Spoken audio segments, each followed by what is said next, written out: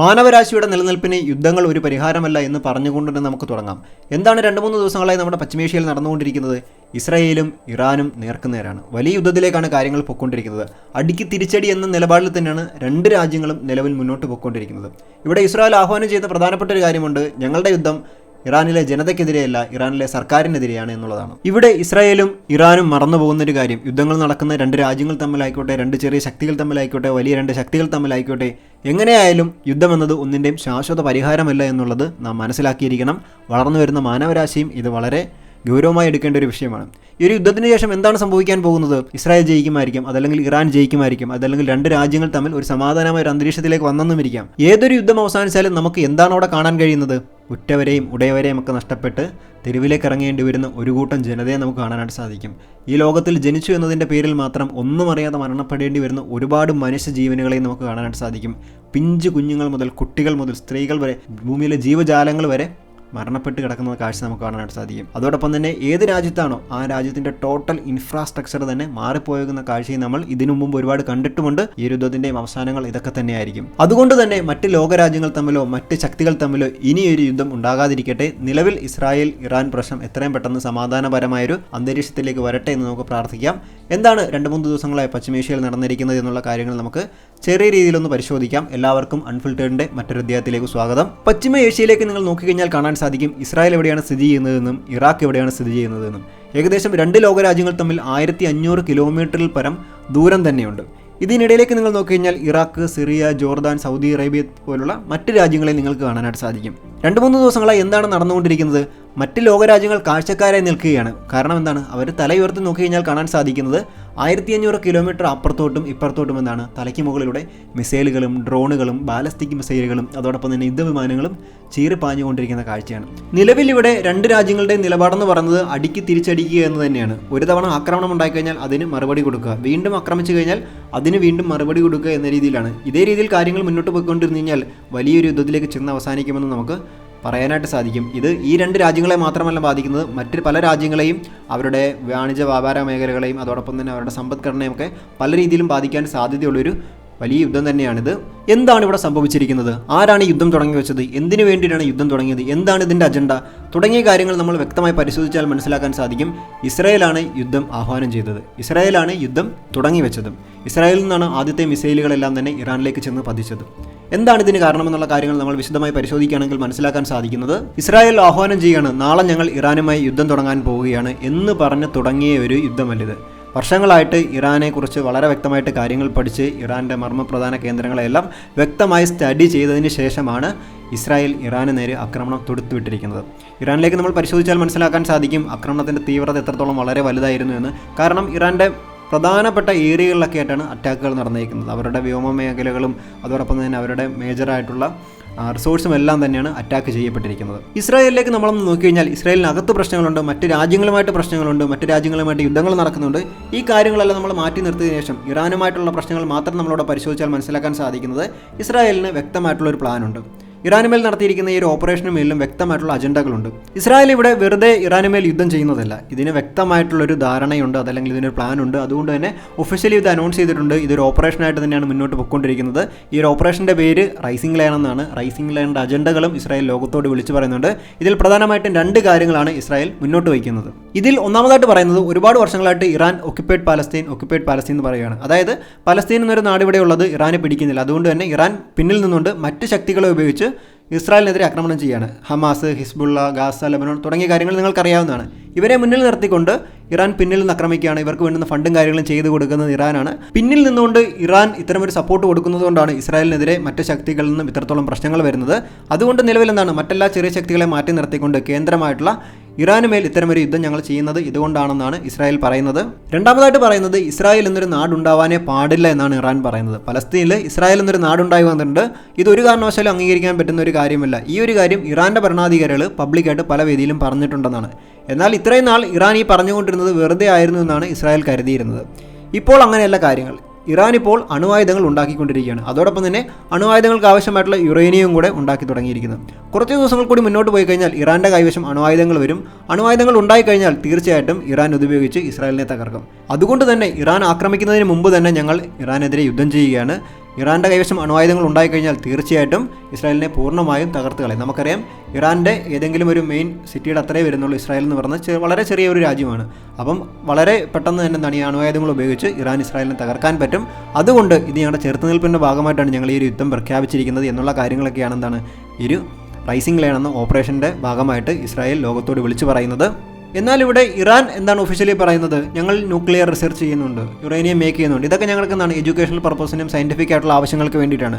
അൺഒഫീഷ്യലായിട്ട് പുറത്തുനിന്നുള്ള ആൾക്കാർ പറയുന്നത് എന്താണ്? അണുവായുധങ്ങൾക്ക് വേണ്ടി അത് ഉണ്ടാക്കിയാലും ഇതെല്ലാം തന്നെ ഇറാൻ്റെ ആവശ്യങ്ങളല്ലേ, അല്ലെങ്കിൽ ഇറാൻ അതിനുണ്ടാക്കുന്നതുകൊണ്ട് ഇസ്രായേലിന് എന്താണ് കുഴപ്പം? രണ്ട് രാജ്യങ്ങളും ഇപ്പോൾ ഇറാൻ എടുത്താലും ശരി ഇസ്രായേൽ എടുത്താലും ശരി രണ്ട് പേരുടെ കൈവശം അണുവായുധങ്ങൾ ഉണ്ട് എന്നുള്ളത് രണ്ടുപേരും സമ്മതിക്കാത്തൊരു കാര്യമാണ്. അതവർ ചെയ്യുന്നെങ്കിൽ അത് അവരുടെ പ്രതിരോധത്തിൻ്റെ അല്ലെങ്കിൽ എന്താണ് അവരുടെ ചെറുത്തുനിൽപ്പിൻ്റെ ഭാഗമായിട്ട് അവരുണ്ടാക്കിയെടുക്കുന്നതാണ് എന്നുള്ള കാര്യങ്ങളൊക്കെ എന്താണ് അൺഒഫീഷ്യലായിട്ട് ഒരുപാട് മേഖലകളിൽ നിന്ന് പറയുന്നു എന്നുള്ള കാര്യങ്ങൾ കൂടെ നമ്മളിവിടെ ശ്രദ്ധിക്കേണ്ട പ്രധാനപ്പെട്ട ഒരു കാര്യമാണ്.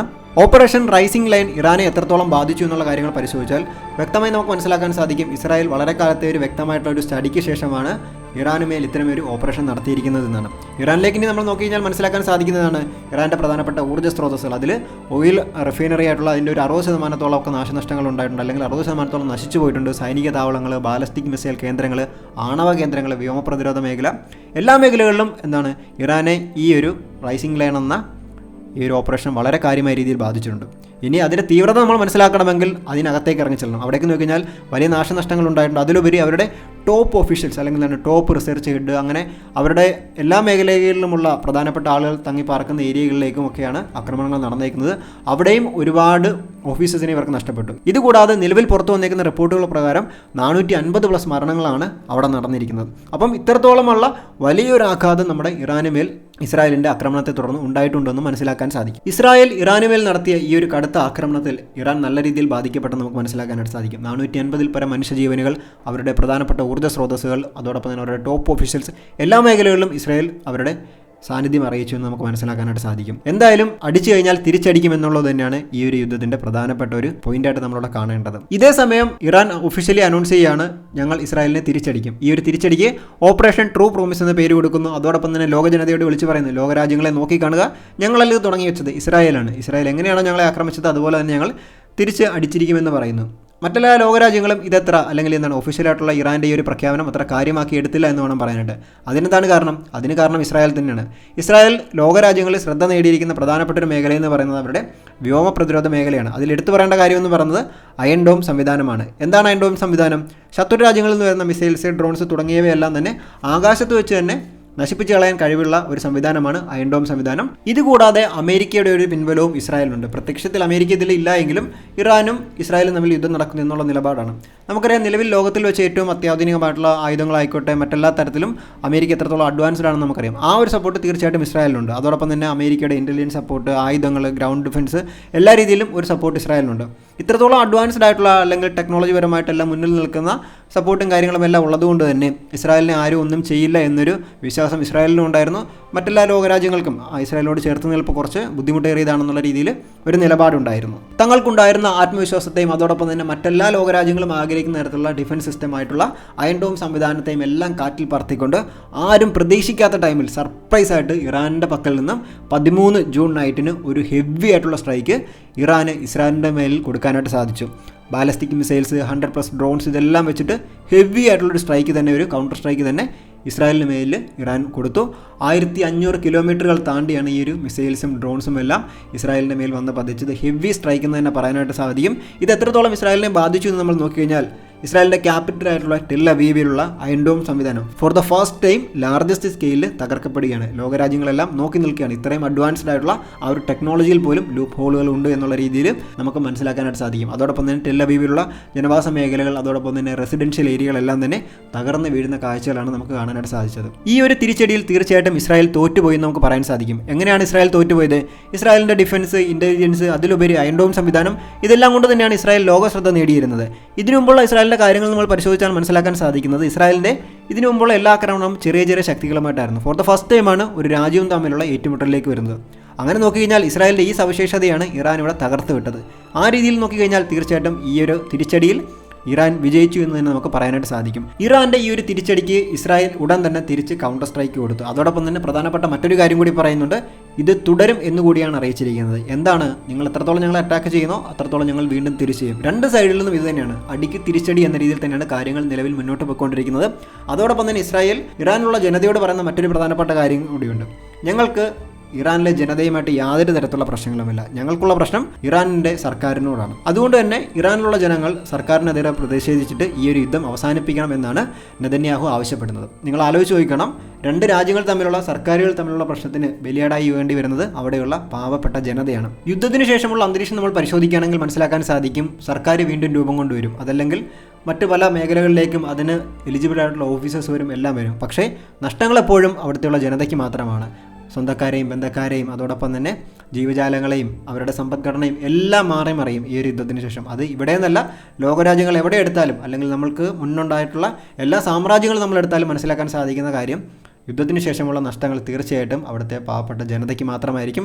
അവരുടെ വികാരത്തെയൊക്കെ ചൂഷണം ചെയ്തുകൊണ്ട് അല്ലെങ്കിൽ അവിടെയുള്ള മനുഷ്യജീവനുകളൊക്കെ എത്രത്തോളം വില കൽപ്പിച്ചുകൊണ്ടാണ് ഈ യുദ്ധം മുന്നോട്ട് പോയിക്കൊണ്ടിരിക്കുന്നത് എന്ന് നിങ്ങൾ മനസ്സിലാക്കേണ്ട ഒരു സമയം കൂടിയാണിത്. ഇസ്രായേൽ ഇങ്ങനെയൊക്കെ ഇറാനോട് പറയുന്നുണ്ടെങ്കിലും ഇസ്രായേലിൻ്റെ സ്ഥിതി ഇതിൽ മോശമാണ്. ഇസ്രായേലിന് ഓൾറെഡി പ്രശ്നങ്ങളുണ്ട്, മറ്റു രാജ്യങ്ങളുമായി യുദ്ധങ്ങളുണ്ട്. ഇതിലെല്ലാം ഉപരി ഇസ്രായേലിലുള്ള ജനത ഇസ്രായേലിലെ നിലവിലെ സർക്കാരിനെതിരെയാണ്. അവർ ചോദിക്കുന്നൊരു ചോദ്യം എന്ന് പറയുന്നത്, രാജ്യങ്ങൾ തമ്മിൽ യുദ്ധങ്ങൾ നടക്കുന്നു, അതോടൊപ്പം തന്നെ സർക്കാരുകൾ തമ്മിൽ പ്രശ്നങ്ങൾ നടക്കുന്നതിന് ജനങ്ങൾ എന്തിനു മരിക്കണം എന്നുള്ളൊരു ചോദ്യമാണ്. അതോടൊപ്പം തന്നെ അവിടുത്തെ അടിയന്തരാവസ്ഥ പ്രഖ്യാപിച്ചിരിക്കുന്ന സ്ഥാപനത്തിൽ സ്കൂളുകാർ തുറന്നിട്ടില്ല, ഓഫീസുകൾ തുറന്നിട്ടില്ല, ജനങ്ങളെല്ലാം തന്നെ എന്താണ് ബങ്കറിനുള്ളിലൊക്കെയാണ്.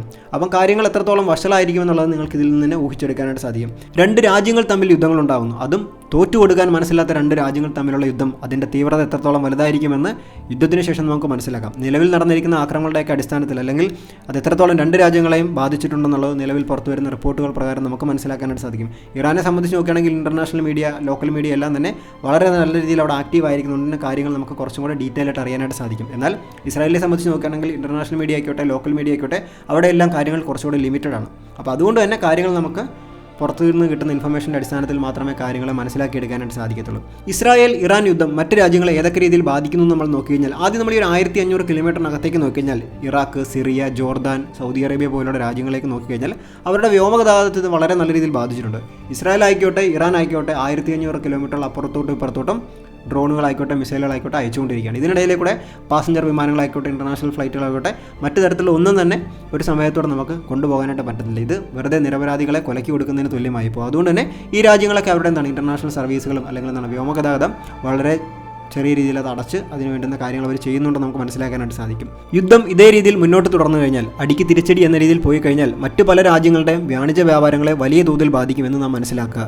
എന്താണ് ഇവിടെ പ്രധാനമായി കാരണമായി വരുന്നത്? ഹോർമോസ് കടലിടുക്കാണ്. ഹോർമോസ് കടലിടുക്ക് ഇറാൻ അടച്ചു കഴിഞ്ഞാൽ ഇന്ത്യ പോലുള്ള മറ്റ് പല രാജ്യങ്ങളുടെയും വാണിജ്യ വ്യാപാരത്തെ അത് വളരെ വലിയ രീതിയിൽ ബാധിക്കും. അതെങ്ങനെയാണ് ബാധിക്കുന്നത്? എണ്ണ വ്യാപാരം, അതോടൊപ്പം തന്നെ പ്രകൃതിവാതക വ്യാപാരം, ഇതെല്ലാം തന്നെ നിലയ്ക്കും. പുറത്തു വരുന്ന റിപ്പോർട്ടുകൾ പ്രകാരം ലോകത്തിൻ്റെ ഒരു 20%-ഓളമുള്ള എണ്ണ വ്യാപാരത്തെ എല്ലാം ഇത് വളരെ നല്ല രീതിയിൽ ബാധിക്കുമെന്നാണ് മനസ്സിലാക്കാനായിട്ട് സാധിക്കുന്നത്. ഇത്തരമൊരു സാഹചര്യം ഉണ്ടായാൽ എന്താണ് സംഭവിക്കുന്നത്? അവശ്യ സാധനങ്ങളുടെ ലഭ്യതക്കുറവ് മൂലം സാധനങ്ങൾക്ക് വിലക്കയറ്റം ഉണ്ടാകും. അതിൽ പ്രധാനമായി എടുത്തു പറയേണ്ടത് പെട്രോൾ, ഡീസൽ തുടങ്ങിയവയുടെയൊക്കെ വിലക്കയറ്റം വളരെ നല്ല രീതിയിൽ ഉണ്ടാകും. ഇത് സാധാരണക്കാരെ വളരെ നല്ല രീതിയിൽ ബാധിക്കും. അതായത് സാധാരണക്കാരുടെ സാധാരണ ജീവിതത്തെ ആ ഒരു ബാലൻസിൽ പൊയ്ക്കൊണ്ടിരിക്കുന്ന സാധനങ്ങളെല്ലാം മാറ്റിമറിക്കാൻ ഇടയാക്കുന്ന ഒരു കാര്യമാണ്. ഇറാനെ സംബന്ധിച്ച് നോക്കിക്കഴിഞ്ഞാൽ ഇത് അവരുടെ ഒരു പോസിറ്റീവ് സൈഡായിട്ട് നമുക്ക് പറയാനായിട്ട് സാധിക്കും. അതെങ്ങനെയാണ്? നമുക്ക് സാധനങ്ങളുടെ ലഭ്യതക്കുറവ് ഒക്കെ വരുന്ന സമയത്ത് തീർച്ചയായിട്ടും നമുക്കെന്താണ് ഈ ഒരു പ്രശ്നം എങ്ങനെയെങ്കിലും പരിഹരിക്കണം എന്നൊരു രീതിയിലേക്ക് ഇവർക്ക് സപ്പോർട്ടുമായിട്ട് ചെയ്യലും ആ ഒരു രീതിയിലേക്കൊക്കെ കാര്യങ്ങൾ പോകാനുള്ള സാധ്യതയുണ്ട്. ഇസ്രായേലും ഇറാനും തമ്മിലുള്ള യുദ്ധം, ഇവിടെ സമാധാനം സംസാരിക്കേണ്ടത് അമേരിക്കയാണ്. 2-3 ദിവസത്തെ മൗനങ്ങൾക്ക് ശേഷം ഒടുവിൽ ട്രംപ് വാ തുറന്നിട്ടുണ്ട്. ട്രൂ സോഷ്യൽ മീഡിയയോട് അത് അറിയിച്ചിട്ടുണ്ട്. ഇരു രാജ്യങ്ങൾ തമ്മിൽ ഉടൻ സമാധാനത്തിലെത്തും, അതിനു വേണ്ടിയിട്ട് ട്രംപ് തന്നെ മുൻകൈ എടുക്കുമെന്നാണ് അറിയിച്ചേക്കുന്നത്. അപ്പോൾ എന്തായാലും എത്രയും പെട്ടെന്ന് തന്നെ രണ്ട് രാജ്യങ്ങളും തമ്മിൽ സമാധാനപരമായ ഒരു അന്തരീക്ഷത്തിലേക്ക് തിരികെ വരട്ടെ, കാര്യങ്ങളെല്ലാം നോർമലാകട്ടെ എന്ന് നമുക്ക് ആശംസിക്കാനായിട്ട് സാധിക്കും.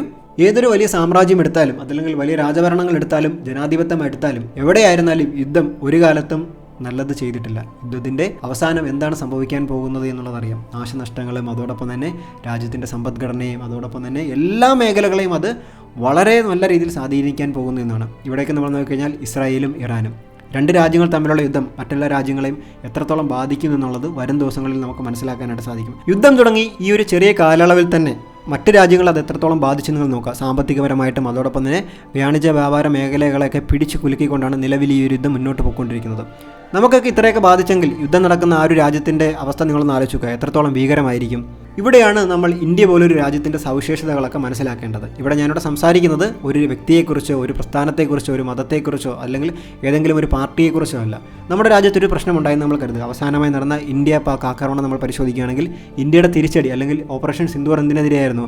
തീവ്രവാദത്തിനെതിരെയായിരുന്നു. അതുകൊണ്ട് തന്നെ എന്താണോ അവർ എക്സിക്യൂട്ട് ചെയ്തേക്കുന്നത് അത് കറക്റ്റായിട്ട് ഡെലിവറി ചെയ്യാൻ കഴിയുന്നു എന്നുള്ളതാണ്. നിങ്ങൾ ആലോചിച്ച് നോക്കുക, ഈ ആക്രമണങ്ങൾ നടക്കുന്ന സമയത്ത് അവിടെ മനുഷ്യജീവനുകളുണ്ടായിരുന്നു, ജീവജാലങ്ങളുണ്ടായിരുന്നു. എല്ലാത്തിനെയും കരുതേണ്ടതിനെ കരുതുകയും ചേർത്ത് നിർത്തേണ്ടതിനെ ചേർത്ത് നിർത്തുകയും തുടച്ചു നീക്കേണ്ടതിനെ തുടച്ചു നീക്കുകയുമാണ് ചെയ്യുന്നത്.